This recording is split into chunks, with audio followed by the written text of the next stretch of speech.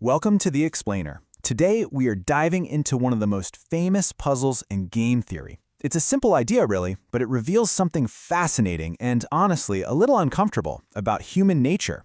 It's all about that classic conflict between what's best for you and what's best for the group. So let's just jump right in. I'm putting you in the hot seat. You and a partner in crime. You've been caught. The pressure's on. You have two choices. Betray them or stay silent. What are you gonna do? Your entire future could hang on this one decision. And there you have it. That's the classic setup for the prisoner's dilemma. You've got two people totally cut off from each other, and they each have to make a choice that affects not just them, but their partner too.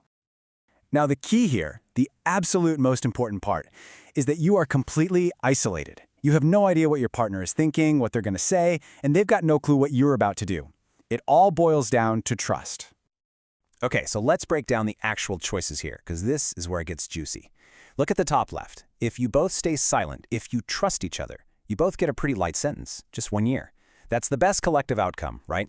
But here's the temptation. If you confess while your partner stays loyal and silent, you walk away totally free. The ultimate prize. But of course, there's a huge risk. If the roles are reversed, you stay silent and they confess, you're the one taking the fall with the 5-year sentence.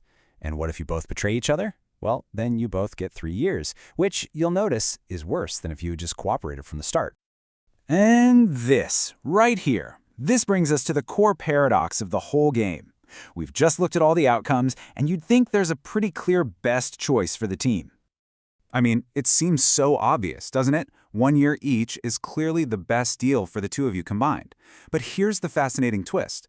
Pure, cold logic often pushes people away from this cooperative choice.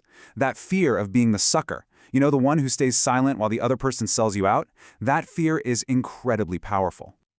So this leads us to a famous concept called the Nash equilibrium. Just think about it from a purely selfish point of view. Let's say your partner stays silent. What's your best move? Confess. You go free. Okay, now let's say your partner confesses. What's your best move? Still confess, because 3 years is way better than 5. See? No matter what the other person does, confessing gives you a better outcome. And since both of you are rational people thinking the exact same way, you both end up confessing, and you both get a worse sentence because of it. That is the paradox. And this isn't just some random brain teaser. This whole idea was famously laid out way back in 1950 by the brilliant mathematician John Forbes Nash Jr. He used it to show perfectly how choices that seem totally rational for an individual can lead to a terrible outcome for everyone involved. So, okay, in a one-time game, betrayal seems to be the logical, if cynical choice. But what if it's not just a one-and-done situation? What happens if you know you have to play this game again and again with the very same person? Well, that changes everything, doesn't it? Suddenly, it's not just about this one moment. Whether it's in business or friendship or international politics, a single act of betrayal can ruin a relationship forever. Your reputation, it suddenly becomes the most valuable thing you have. And this is what's known as the iterated prisoner's dilemma, or the IPD. In this version, the future casts a long shadow on the present. Every single move you make today is going to influence how your opponent or partner treats you tomorrow.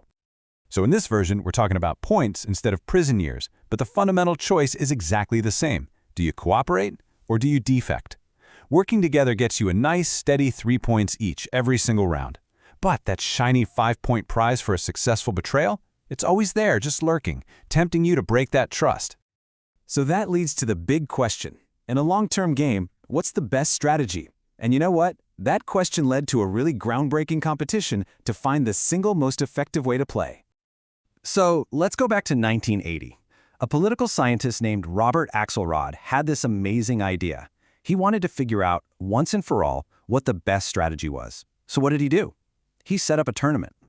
He had all these different computer programs, each programmed with its own unique strategy, play against each other in a massive round-robin tournament. And this wasn't just one quick game either. Each pair of programs played against each other for 200 rounds in a row. He got 14 different strategies submitted.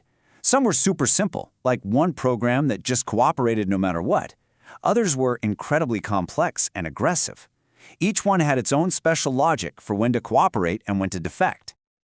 Okay, so you've got all these clever, complex algorithms going head-to-head. Which one do you think came out on top? Well, the answer was kind of shocking in its simplicity. The winning strategy was simple, elegant, and just incredibly powerful. Yep, in the middle of all that complexity, the winner was one of the simplest strategies of them all. It was called tit for tat, and its logic is almost laughably straightforward. Seriously, this is it. 2 rules. Rule 1, start by being nice. Cooperate on the very first move. Rule 2, from then on, just do whatever your opponent did on their last move. They cooperate, you cooperate. They defect, you defect. That's the whole thing. So what the strategy is really saying is, hey, I'm going to be fair and completely predictable. I'll treat you well if you treat me well. But if you try to take advantage of me, I will respond immediately, but only for 1 round. And the reason it's so successful comes down to this powerful combination of traits. It's nice, because it starts by cooperating. It's retaliatory, so you can't push it around.